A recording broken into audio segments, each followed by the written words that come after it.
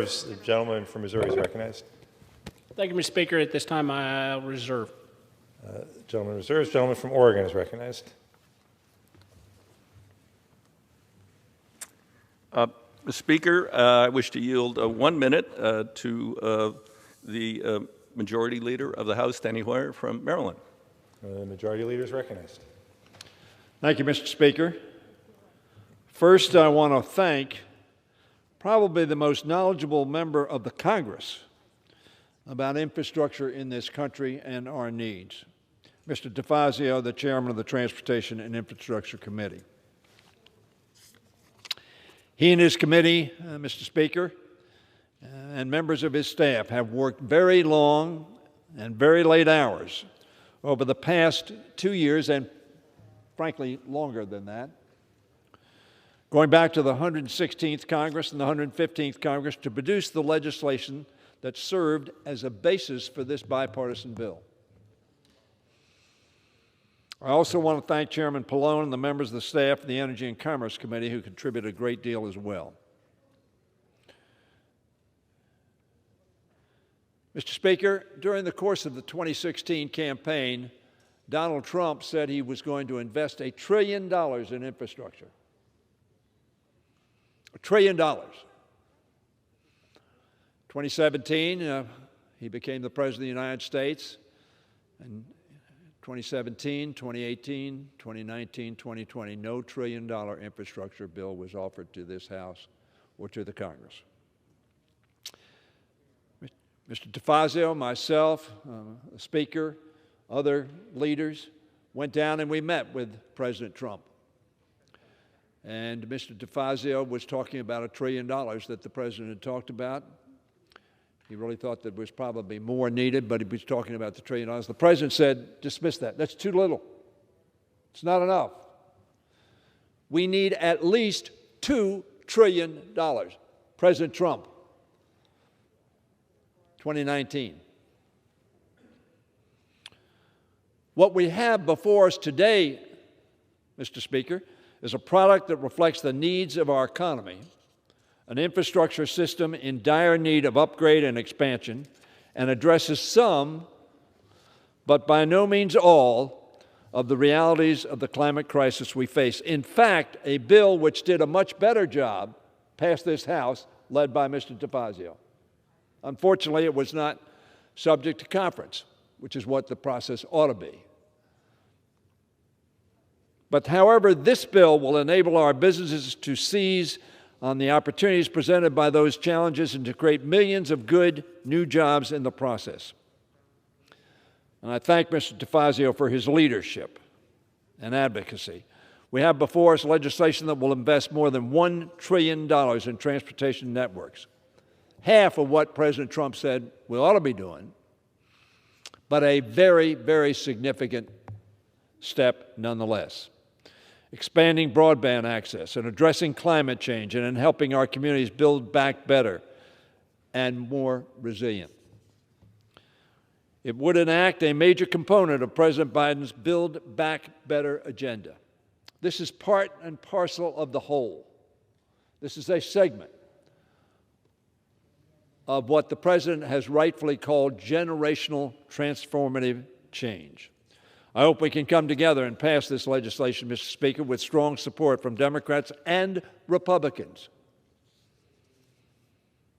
The Republicans have been browbeaten into opposing this bill, not because of substantive reasons, but for political reasons, so that President Biden will not have a victory. But that perspective is incorrect. The people who will not have a victory are the American people.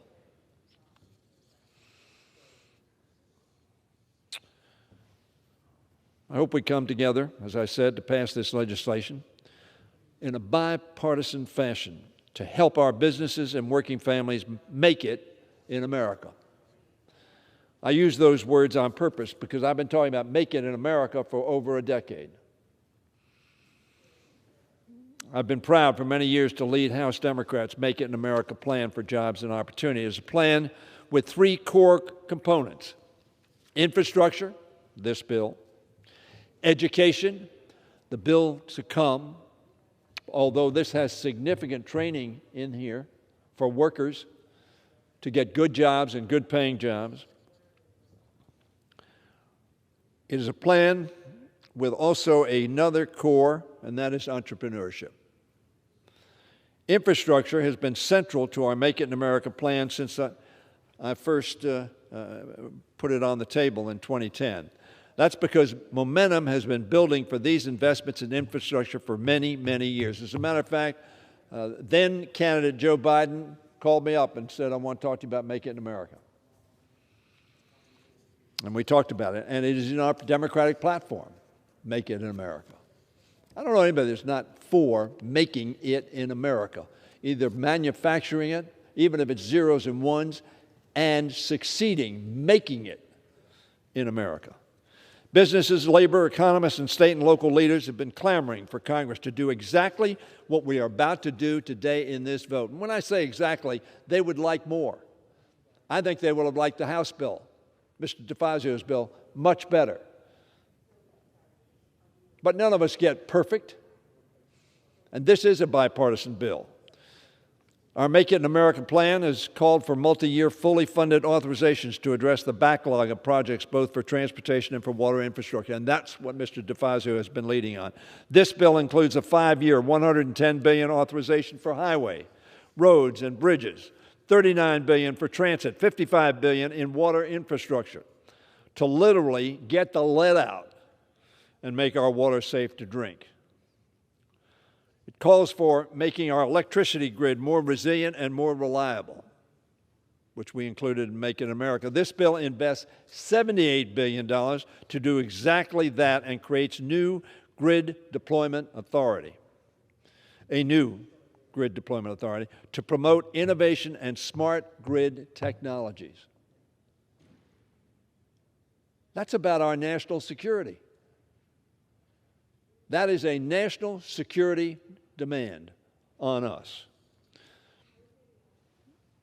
In the Make It in America agenda, we challenge Congress to promote a modern energy infrastructure that reduces waste and incentivize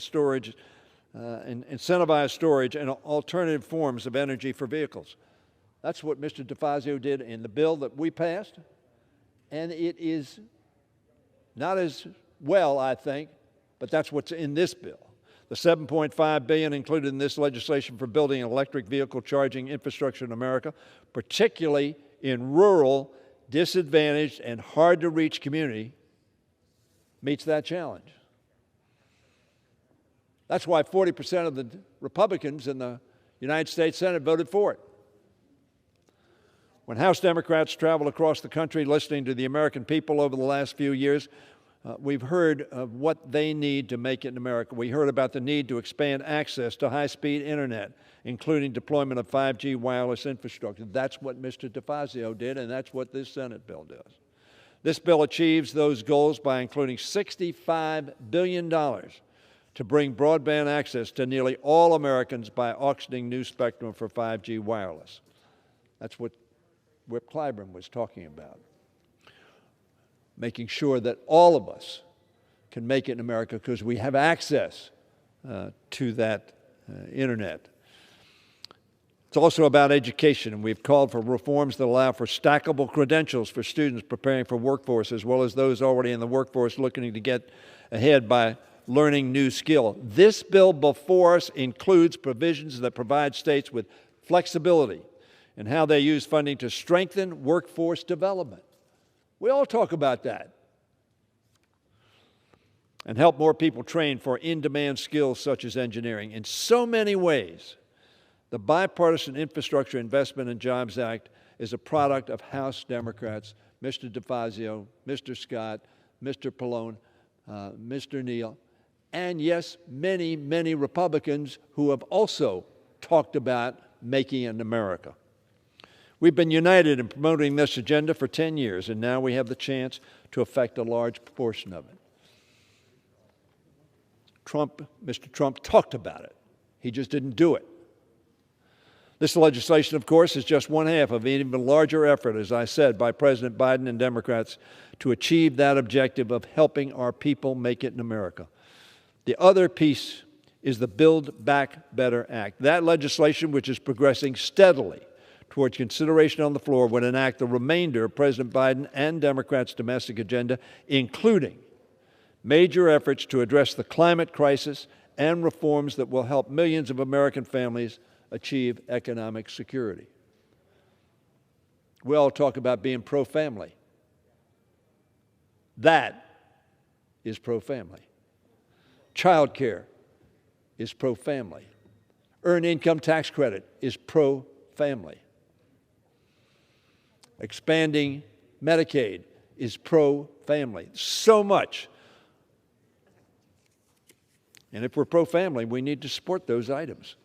And while the Bipartisan Infrastructure Investment and Jobs Act makes investments towards tackling the climate crisis, the Build Back Better Act will take the steps needed to transition our economy to clean energy in line with the President's commitment to the Paris Climate Agreement and Mr. DeFazio's bill that we passed through this House.